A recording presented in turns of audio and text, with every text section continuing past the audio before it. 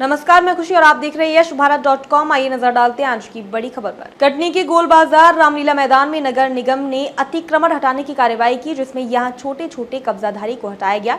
इस कार्रवाई का इन छोटे कारोबारियों ने काफी विरोध किया तथा विधायक संदीप जायसवाल के निवास पर पहुंचकर उनसे बात की। देर तक यहाँ गहमा गहमी की स्थिति बनी रही। पिछले लंबे समय से यहाँ छोटे छोटे कारोबारियों का कब्जा था, जिसे लेकर आरोप प्रत्यारोप लगते रहे। आरोप ये था कि अतिक्रमण की वजह से रामलीला मैदान का अस्तित्व खतरे में नजर आ रहा था। और तो और रामलीला मंच के दाईं तरफ राम दरबार की स्थापना करते हुए करीब 2000 वर्ग फुट जमीन पर अवैध रूप से कब्जा कर लिया गया था। गौरतलब है कि गोला बाजार रामलीला मैदान में नगर निगम द्वारा 2 करोड़ रुपए की लागत से ऑडिटोरियम निर्माण की योजना तैयार की गई है। गोल बाजार रामलीला मैदान में वर्ष 1884 में रामलीला का मंचन होता आ रहा है। इस साल भी 25 सितंबर से रामलीला का मंचन किया जाएगा। कमेटी से जुड़े रवि खेर ने बताया कि करीब 1 सप्ताह पहले रामलीला का भूमि पूजन किया जाएगा। अतिक्रमण हटाने की कार्रवाई के बाद आज रामलीला मैदान पूरी तरह से साफ नजर आ रहा था। गोल बाजार में हम सब्जी लगाते हैं, आज 2500 साल से पेट पाल रहे हैं। कहीं सब्जी, कहीं सेव, कहीं कुछ केला।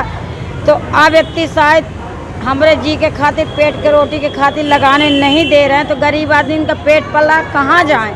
कम से कम हमको रास्ता बताएं। लगभग कितनी दुकान है वहाँ पे? कम से कम 100-150 दुकानें लगी हैं, 200 दुकानें लगी हैं, लगाने नहीं दे रहे हैं।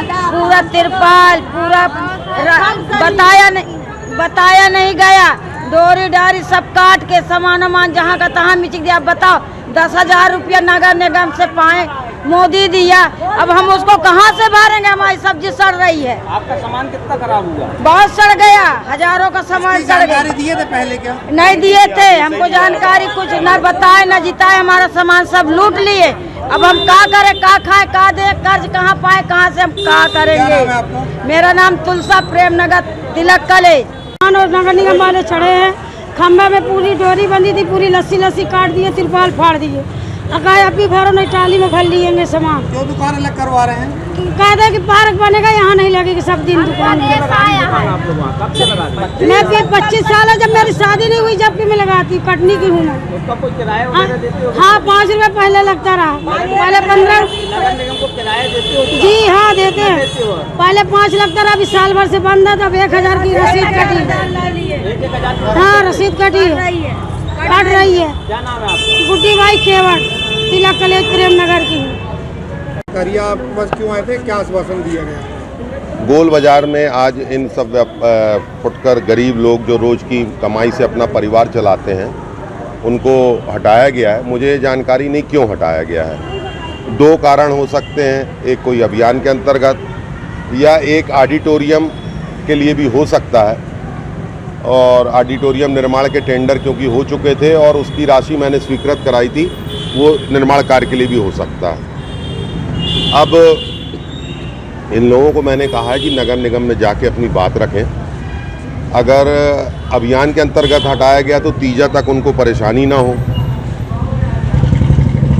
और अगर निर्माण कार्य हो रहा हो, वैसे तो रामलीला कमेटी के हमारे सम्मानीय सदस्यों ने विरोध दर्ज कराया है और अब ये नगर निगम को निर्णय करना है। मेरा काम था राशि उपलब्ध कराना, मैंने करा दी।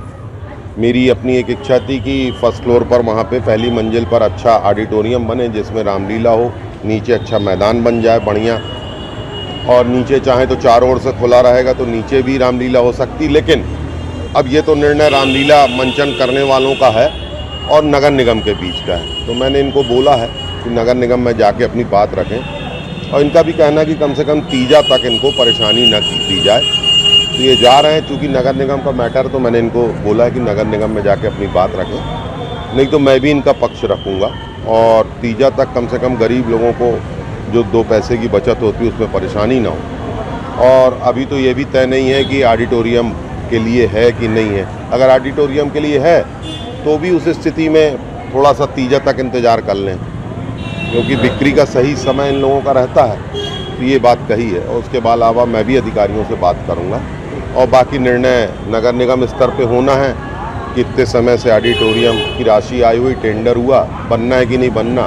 नहीं बनना होगा वो मना कर देंगे, और बनना होगा तो बनेगा। तो इनको भी समझा दिया कि जब बने तब सहयोग करो, फर्स्ट फ्लोर पे बनना है। इसके द्वारा जैसे बताया गया कि जो दुकान लगाते हैं उनकी बैठकी की पर्ची भी काटे हैं नगर निगम वाले, उसके बाद उन्हें अलग कर रहे हैं। इस मामले में तो नगर निगम ही जवाब दे सकती है। है ना। दुकानें आज अलग करवाई गई, वहाँ पे क्या निर्माण कार्य किया जाएगा और उनको दुकान जगह कहाँ दी जाएगी? और गोल बाज़ार में एक ऑडिटोरियम का निर्माण होना है, वो शासन से स्वीकृत है और सीएम मॉनिटर प्रकरण है। शासन से एक पत्र भी आया कि वो काम चूँकि अप्रारंभ है, अभी तक टेंडर हो चुका है, वर्क ऑर्डर हो चुका है, अनुबंध भी जारी हो चुका है, तो उसको काम कराना प्रारंभ कराना था। इसलिए आज उसको लेआउट देने के लिए स्थल पे दुकानदारों को हटाया गया था। और रही बात ये कि दुकानदारों को कहाँ शिफ्ट किया जाएगा, तो उसमें जो उसका स्ट्रक्चर है उसमें नीचे स्पेस है उन लोगों के लिए, रिजर्व है।